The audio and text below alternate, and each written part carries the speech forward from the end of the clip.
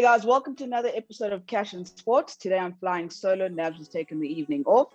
Exciting news in the Olympic space is that Wade van Niekerk finally ran an Olympic qualifying time. I think we're all excited about that as South Africans, and he's officially qualified. So he'll be in the next batch of Olympians to be announced, and we're looking forward to that. Also in the next batch of Olympians to be announced is probably the swimmers.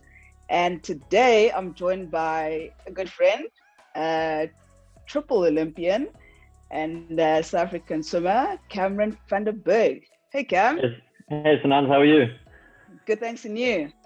Yeah, it's good to be on the show. Quite excited just to chat to you as a friend as well, so we can hopefully have a bit of a catch up. Yeah, I think I should have added the title of dad at the end now, because that's probably the proudest. You've gotten all those accolades now.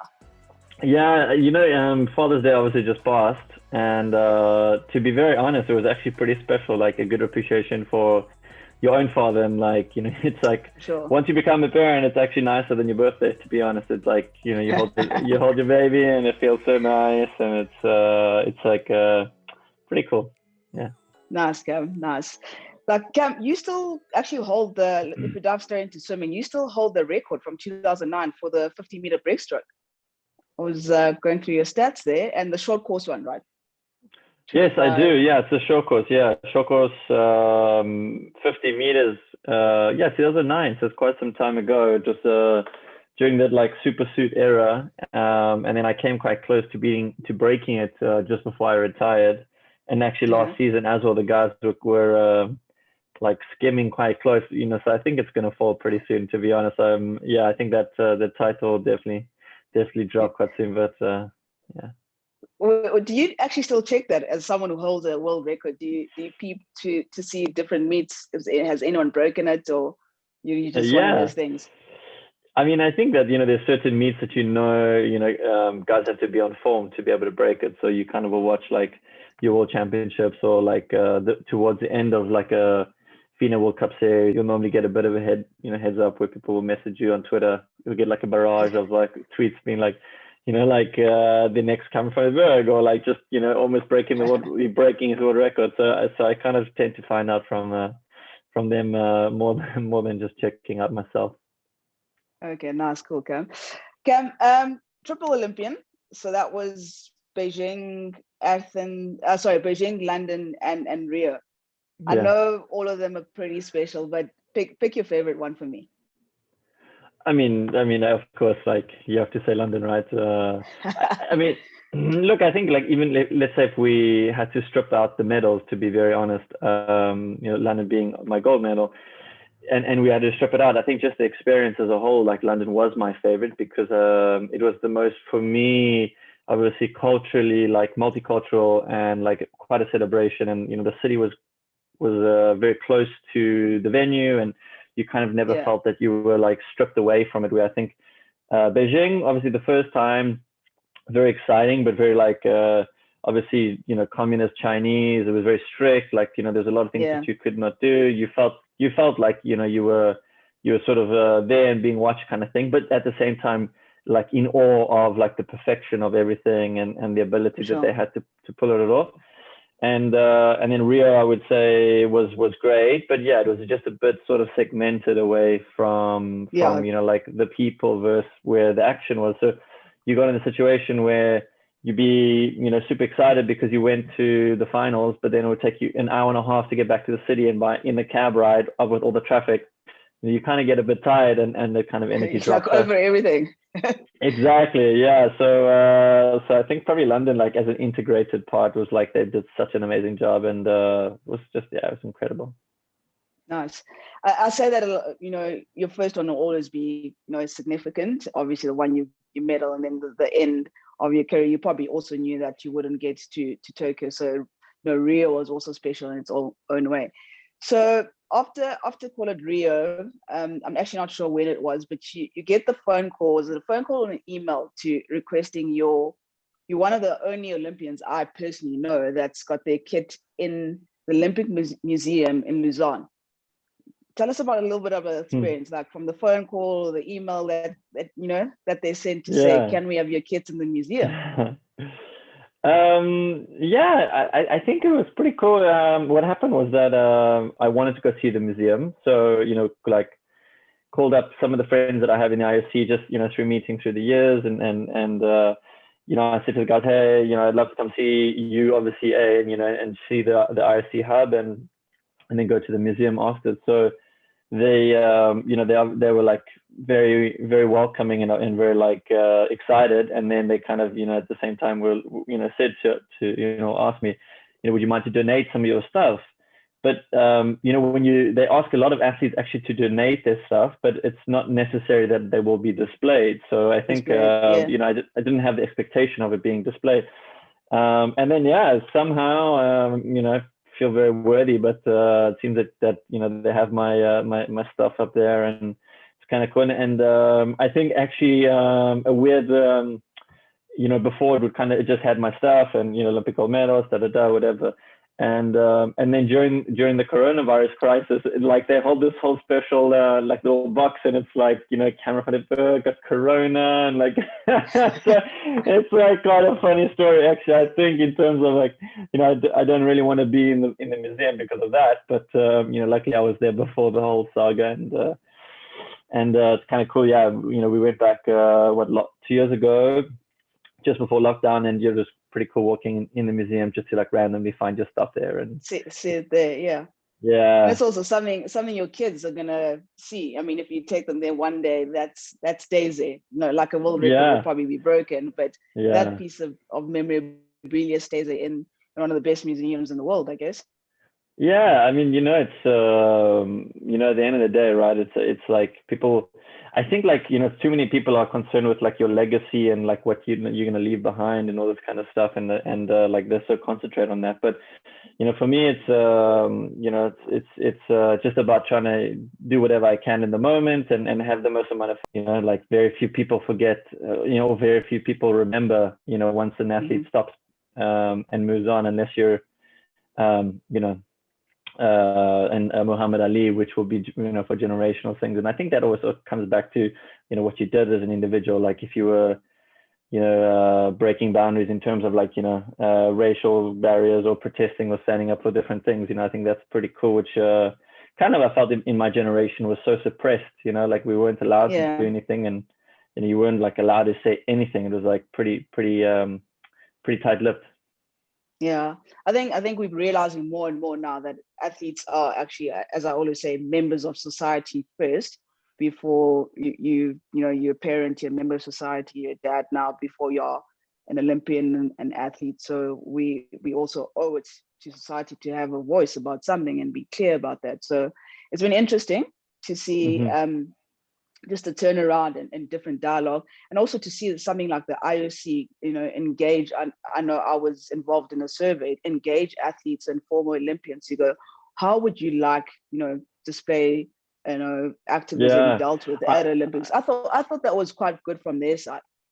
I thought that in as well, and obviously they did have some results come out, but until such time as we see like realistic transformation and like like something that we're allowed to do, the surveys go into somewhere that gets number crunched and gets put away, and I always like try compare it to when you land in some dodgy country or wherever, and then you fill in the immigration form and they just throw it away somewhere, like you don't know where it goes in a box.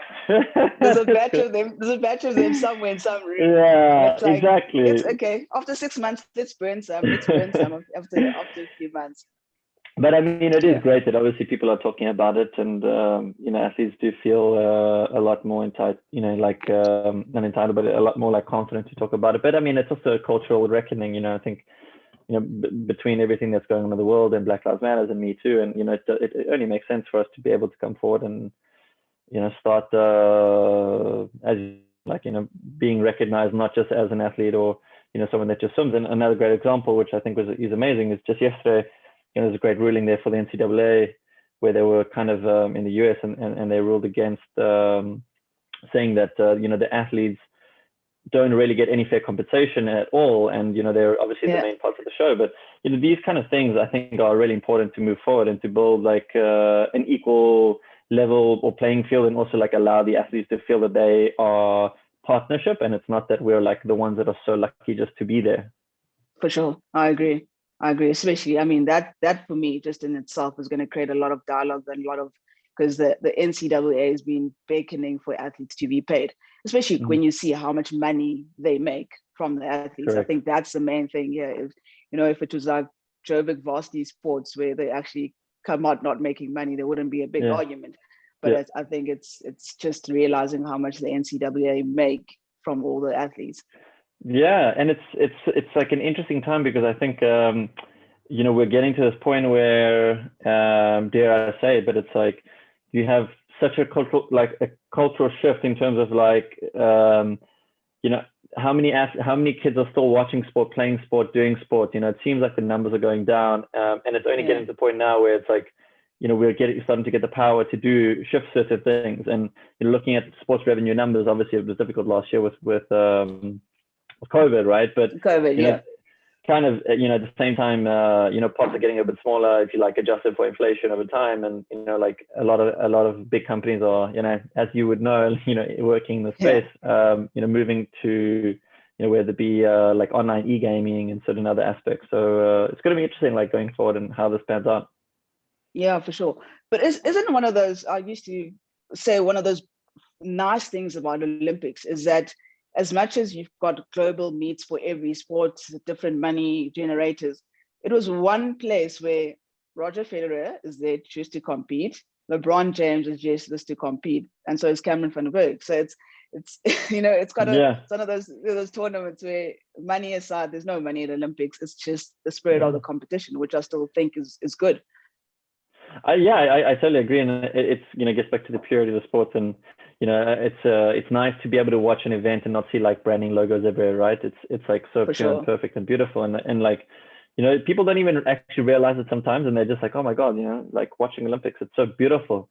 And how much did you make? But I'll turn around and I'll say, but haven't you realized, because like there's no advertising splash ever, it's just like the purity of the sport which is focused on, which is so nice. And that is really cool. But like how long we can maintain that, and let's see how things change. But I think things have to change. That's kind of more what I'm coming to, like in the 21st century. I like going through such major changes in society, and how that's going to pan out.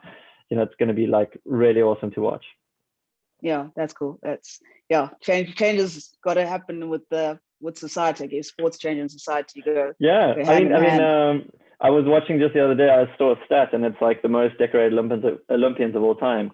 And out of the top 20, I think like 10 of them are like Greek, because they're all from like 1904, 19 or whatever. And just showing, as I was saying, like how the games has transpired and become so professional and changed, and how that's going to change and evolve going forward again.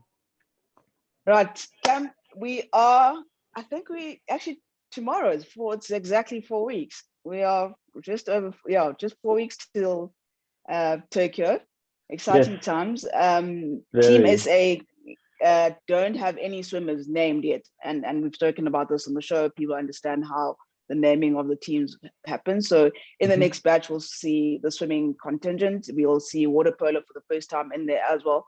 And we look at some of the swimmers. I mean, Chad's right, swam a qualifying time, and we've got a new exciting prospect in Tatiana Skuman as well. Like, one is that probably at the end of the Olympic career, and we don't want to say he doesn't have another one in him, and then Tatiana going to your first one. What are the kind of like emotions that you go through your first and your last, and should we be looking at them as medal hopefuls? So I think judging from going through the first Olympic Games, it's I think if you're able to go like Tatiana went to a Commonwealth Games, I think it really helps a lot, because it's obviously a lot smaller setup, but you kind of get in the groove in terms of that you have your Commonwealth leading, and you're, let's say, a prospect, heading into a good World Championship. So I think for her, for being her first Olympic Games, she's a lot better prepared than, let's say, someone when you're coming in as more of a younger favorite, first time, you have all this pressure that drops on you like a bit of a bomb, and you're not really sure what's going on. So I think she'll be fine in terms of saying, if people are doubting, saying it's her first Olympics, I have no doubt that she'll be okay on that. And then, for someone like Chaddy, I think the difference is that, will it be his last Olympic Games? Probably not. Like, will it be the last that he's like, in the prime of his youth, probably yes. But then, as you get older, it's not necessary that you like fall off. Like for me, what I've really noticed in throughout all the years is that a lot of athletes peak at their peak performance in time at around about 24, 25, 26. But, you can kind of, the incremental benefit after that is quite slow. So like, I'll give examples like, me at 24, like I did my PBs, in the 100 Olympic Games. After that, I was always able to stick around those times. Fortunate enough, they were still world-class times up until I had retired. But, after that, we didn't, increase in the same with Phelps and a lot of other guys. So, Chad could decide, if he wanted to stick around for the 100, probably for another couple, another 4 years or 3 years now, because obviously of COVID, The cycle is shorter, yeah. Yeah, exactly. So it's more just whether or not he wants to stick around and like how obviously like the rest of the field has progressed at that point in time and where's relative performance is. Because I mean, Chad, he could probably go on for another 1 or 2 Olympic Games, but will you be medaling at your second one after that? I don't know. Like, is that something that he still wants to do? Probably not, because Chad and I are both guys that you want to win. Like that's all you want to do. So yeah. Yeah, we'll definitely be looking out for that. The swimming is always an exciting, there's athletics and the swimming, 2 very exciting sports. So anyone who should be looking out for on the world stage, I mean, in terms of the swimming space, that's exciting, lighting the pool up. Wow. Yeah. I mean, there's obviously tons of kids. I think Dressel's going to be like pretty awesome. I think the show down there, and obviously Chad's got a tough feat there, but I mean, he's on fire. I think the butterflies are going to be incredible. 100 and 200. 200, you got, a couple of two Hungarian guys. One mainly, his name is Malek. He's some really incredible times this year. Breaststroke for the men. Obviously, we've got Adam Peaty, and then we've got another young kid. His name is Arno Kaminga, who just ran 57. So he's like right on PD times now there as well. And, it's a lot closer than what it was before. So I think that's going to be great. Then Dress obviously in the freestyle. I mean, backstroke hasn't really changed too much, but our new guys, what's his name? I think Peter Kutsia or something. Peter Kutsia. Yeah, it's a pretty good time actually. So I mean, he could be, he could make a final. You never know, like shooting for a medal. And then obviously, Tatiana for the breaststrokes for the girls. I think it's going to be really incredible. The freestyle will be interesting because Sarah Sostrom was one of the favorites. She broke her elbow like, what about 3-4 months ago? So she underwent surgery and she's making progress, but it would be interesting to see how like she battles it out.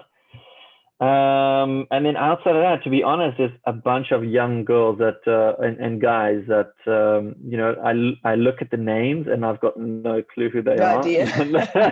Like you start to realize that. I mean, I remember when I was like heading into international swimming. Like the first time, I was born in 88 and I was racing guys who were born in like 76, 78, 83. And I was the youngest. By the time I was retiring, kids were born in like the 2000s. And now these kids are born. Yeah. And now these kids are born like in 2006, 2008. And, you think to yourself, that was like my first Olympics, like it's like, how is this even possible? So, there's a lot of spring chickens like popping up all over the show, which is really good to see. And I think I want to just sit down and like look properly and kind of sort of put not some odds on, but wrap my head around who to watch, what to expect, like what are the stories, what are the narratives, like reach out to a bunch of the old swimmers and like get really involved, because I think that's the way that we can enjoy it from home. From home, definitely. And also like looking at the year we've had, it's going to be interesting to see how people have responded, how classic, video that went around the swimmer training on top of a kitchen counter. So we've seen stuff like that. So now it's finally here. The games are here. It's going to be exciting to see how athletes have adapted and really, should we be looking at world records, or are we just happy to have everyone in the pool? I think it's actually going to be a fast games because, people had last year, right, obviously, and they thought the games was on last year. And what happens, in my mind is also that if you had a very good training year the previous year before your Olympics, you have a really good platform to start on for your base for the next games, or for the next year. So I think a lot of guys thinking Olympics was last year, had a really good like front of season in terms of like the off season into the new season. COVID obviously came around, and the guys kind of took a bit of a a breather, and relaxed, but which was then technically your break of the season. And then they, towards like the sort of July, August, whatever, they got back into things and started training pretty hard. So I think like the block that they've had is a lot longer. So one risk is obviously overtraining. You have to be a bit more careful. But B, they also did a lot of racing at the end of last season in these like new ISL leagues and so on, and guys were performing pretty well because they weren't out partying, they weren't doing crazy things. You were just like there was nothing to do, right? It was Focused. COVID. Like you looked forward to going to train, and I think it was a similar scenario this year where there was nobody going on holiday, nobody was doing anything, everyone was just training. So I think times could be very, very fast actually, and like surprise quite a lot of us. Yeah, with a lot of rest as well. I think that's what those first hard lockdown months gave some people just pure rest. So we should see it be exciting. And then flick onto that. I mean, if we talk about, call it peaks and blocks and periodization, we get the FINA World Champs in Dubai at the end of this year. That could be a nice meet to watch as well, because some swimmers would have gained some Olympic experience. So I think that will also be a catch-22 is, whether or not did you, how stressful was like the year of training and the lockdown, and like if you took a proper break or not, and like, and I also like towards the end of the year, obviously, like a lot of people, I've always traditionally liked to take a bit of a break towards the end of the year. Like we would go through to your World Champs, you'd race through on and do your World Cup, and then you'd take like a month or two off, or say 6 weeks, and then start the new season off. So now if you've done this super long block of hard training, over like a year now, to get to Olympics, and then you kind of just continue through, and the guys go to like the ISL where there's a lot of money, and then you go again to the World Champs. You have no time off towards the next World Champs or Commonwealth Games the next year. So I would probably just kind of hint on be a bit more cautious about that and how that pans out. And then in the day, obviously also if guys have performed well at the Olympic Games, you don't need to perform well towards the end of the year because your sponsors are happy, you're on the media tour, everybody's loving you, you're doing a lot of like things. If you haven't, then, which I hadn't in 2008, I missed the fine, went straight onto the World Cup and just try to smash it up there and kind of redeem yourself. So you might have these like kind of redemption, or like some slots in some races where the champion might not be there, and other guys can like redeem themselves. Yeah. Cam, speaking about sponsors and going around swimming in the world, you're someone in your sport who I thought was quite wise about their sponsors, quite wise about their money. How's money in swimming, and how do we, for lack of a better phrase, monetize swimming in South Africa and get people watching again, I guess? Yeah, it's something that I've kind of like tried to wrap my head around, like, and plenty of times in long swims now that I'm retired, try to actually like think about it, how we can kind of monetize and how you can bring more money to the sport. But it's I've just kind of come to the point where I've never really come around to like a good solution, and the main problem that it's just you have like golf in South Africa, which is funded by Johan Rupert because it's a passion of his, right, and he loves to do it. And set up the whole, proper, South African Golf Union, and puts money to it. Like, at the end of the day, a good example now is this International Swimming League, where a very passionate individual who's a Ukrainian businessman, worth $1 or $2 billion, has underwritten this whole league and, put in like 20-30 million US dollars. And that's where the money is at, right?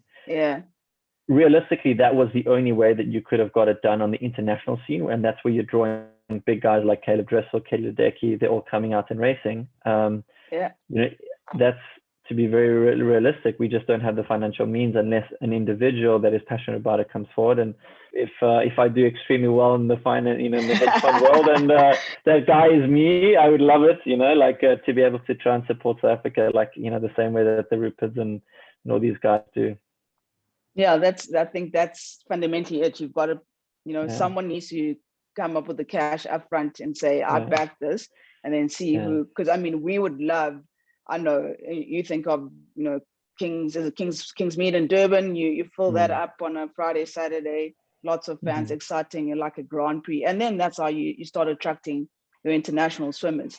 I think even for people who aren't, too detailed about swimming or the names in swimming, that's how we start, understanding who's who, and and getting the international stars into our country to do those meets. Yeah, it would be so awesome. I think every like South African swimmer's dream is just to be able to sort of professionalize swimming in South Africa, and obviously try and kind of outside of that, obviously just make a living. It's unless you're a top 3 in the world kind of thing, it's very difficult for a lot of them to get by without funding or support from their families. Yeah. So speaking about in 5-6 years time, Cam, the hedge fund investor comes and backs swimming. But before we go there, Cam, you went from competitive environment of swimming to another competitive environment where you are now. You're an analyst in one of the big capital investments in London. And how's that been for you? It's been a difficult journey in terms of obviously reinventing and recreating myself. Whilst I did have a bit of financial training and I knew what the world was about and what I was getting into. I wasn't sort of jumping in kind of the deep end and not knowing what was happening. But there was a lot of late nights, long weekends, studying, trying to make things understand and click, and obviously catching up. And it's you're playing with the big boys in London, and you kind of at sink or swim. So I think I didn't want to given an amazing opportunity, and I didn't want to squander that. So try to kind of that similar intensity of swimming where you just put in like long slogs of hours and intense, and when you're young kind of thing, it's kind of a similar trait is that when you're starting out swimming, you got to do these like base miles and get your basics right, and that was kind of the first 1 to 2 years was kind of that for me. And moving on to year 3, and I've been very lucky, managing a portfolio. It's been a lot of excitement, a lot of stress, a lot of pressure, but it's fun. It's something that I get up and I love doing, and like I love reading the news. Like I love it's something that interests me, and it's somebody wins, somebody loses kind of thing in that sense, which is great. It's very similar to sports. So I think from that perspective, it's been fun. I hope that this career will be just as successful as my previous one. That's kind of my goal. Nice. Did you feel like you had to shake off Cameron the swimmer a little bit? Because I think a lot of people know you that, but in this kind of world, you don't know. Some people don't know you at all. I think in the beginning, I actually kind of not necessarily to say that I forgot who I was, but I think you kind of was kind of getting quite caught up in what I was doing, that you almost forgot about those accolades and achievements. And I think I've got a lot more of appreciation for what the Olympics means and winning an Olympic gold medal and all these different things. I think because I've been removed from the sport, where for me, winning in sport and being an Olympic gold medalist was like that was like only natural. Like in my mind, there was no other option. So it was almost to the point of when I would achieve it, that wasn't my defining role, or that wasn't my defining thing, and I wouldn't like look at it and be like, oh my gosh, I'm amazing. I'm this Olympic gold medalist. It's me. Whereas because I almost feel that at the same time, if that was it, I wouldn't appreciate anything else after life. And that's kind of what's happened, where that wasn't my defining moment in life. And whatever I do now, and small things with my son, with my family, those are like just bring me just as much joy, and my career now brings me just as much joy as those moments. Nice. Thank you so much, Cam. I'm sure you, as much as I am, looking forward to watching the Olympics. Excited about what Team South Africa can do, and just the excitement of the Olympics in a pandemic, just to take our minds off things slightly. But all the best in your world, and thank you for coming on to Cash on Sport. Thanks, Anand. Really appreciate it. Good honor, and have a good time watching the Olympics. I hope it's exciting for you as it is, for me. And let's try and make the most of it. And it'd be great to catch up and compare notes as we go along. Sure. Thank you so much.